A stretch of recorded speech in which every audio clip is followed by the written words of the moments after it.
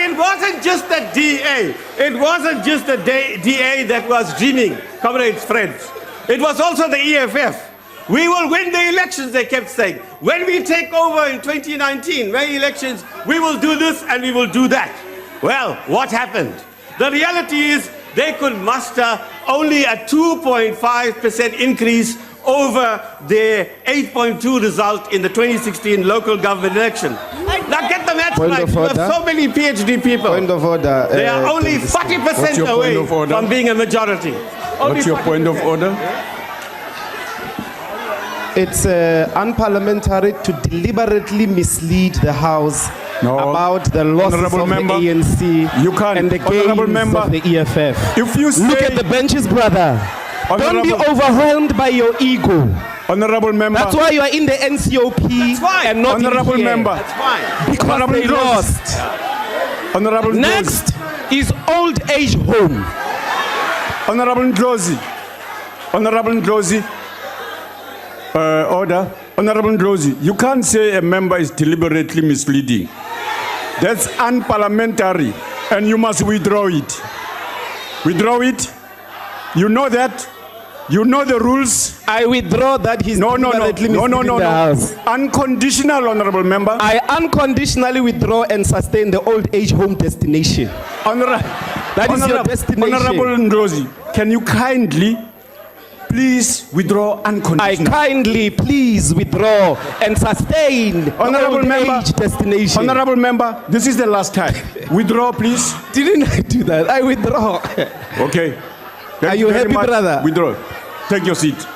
Well, go ahead, honorable member. Yeah, it's not an attack on me, it's an attack on the IEC. These are their results, right? So, if the DA dreams about the free market, the EFF dreams about an all-powerful Father Christmas state that will deliver everything and anything to everybody overnight. And let me tell you, it's not simple Mao suits of the 1960s they want for all. It's Louis Vuitton red overalls. Nationalize, they say. Nationalize, and hey presto, everything gets solved. Now, this is idealism of the worst sort. The EFF claims to be Marxist. Where is the historical materialism? No assessment of the historical juncture, of the concrete economic and political terrain, of the domestic and global forces, balance of forces, of the strength of the state, of the readiness of the working class and its allies for socialism. And where exactly is the EFF socialist struggle working class base? Where's the trade union movement? Where's the workers? Where in the world? When did Lenin and Marx say it is the youth that will be the revolutionary motive force for socialism? Not Lenin, not Marx, and not the other great hero. The great Franz Fanon never said that. So, why this youth fundamentalism? Everybody over the age beyond Malema's age is a reject, is a hack. Yet they admire China. What's the average age of the Central Committee or the government of China? Point of order. The EFF is voluntarist. The EFF. What's your point of order, honorable member? Can we ask this demoted member of parliament to say Honorable Malema? It's law here in parliament. Okay. Must respect us. Mr. Malema is acceptable. Mr. Please. Malema. Okay. Yeah, all right. The EFF is voluntarism with no foundation in materialism. This idealism, this voluntarism is closely linked to its populism. And this populism is closely linked to its militaristic posture. There is no armed struggle. We are a democracy. They're in parliament. Why do they have as the head a commander-in-chief? Where's the internal democracy? Who is he commanding? Towards what end? No clarity, right?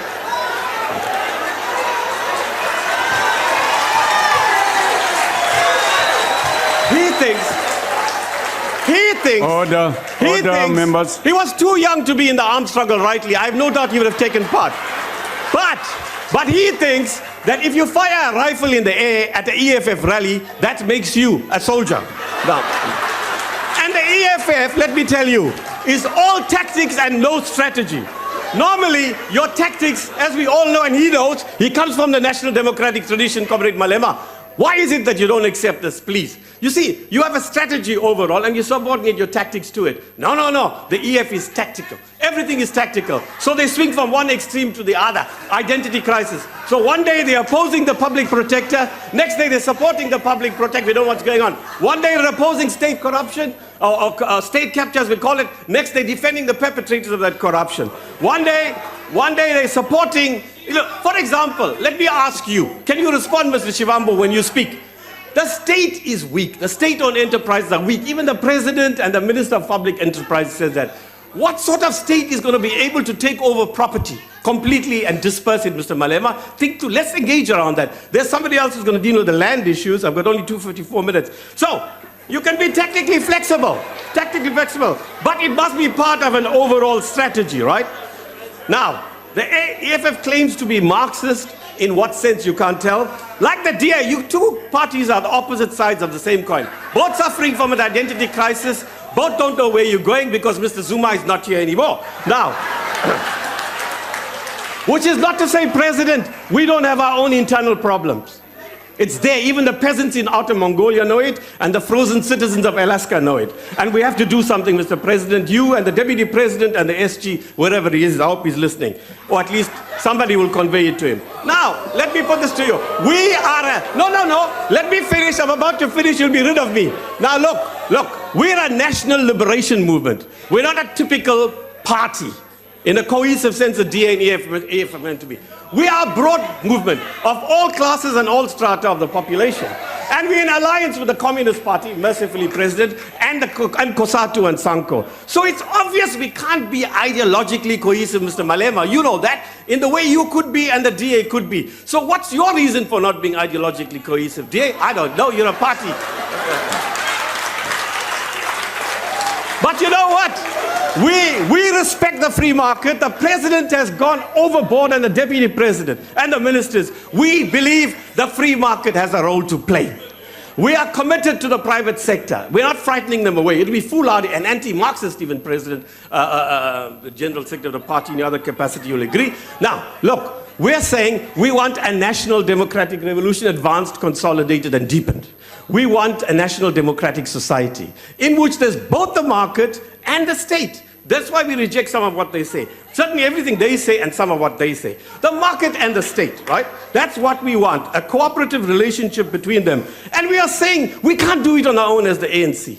We need all of you, despite our differences, despite what I've said here, because I was provoked by Ms. Chirwa more than Mr. Malema. Mr. Malema, by the way, no, Mr. Malema, I was going to be very conciliatory, Mr. Malema, because I saw you on TV, and obviously I Googled you because I had to do the sweeping. You are very much more temperate today than you were in the media. But I can see now you put Ms. Chirwa to do the work, right? Now, as I know it, Mr. Malema, Mr. Shivambu, you're a chief whip of your party. As I know it, when I came in 94, a maiden speech, you don't interrupt, but in return, the maiden speaker... Order, Deputy Speaker. I've only got 13 seconds. What's your problem? But you know you're not right. I mean, that's an outrageous thing to say. What I am saying is this. If you do a maiden speech, as I understand it, Deputy Speaker, you have to be temperate and you don't criticize too much in your first speech. Now she did that, which is what was provoked. Honorable Karim, thank you very much. Your time has expired.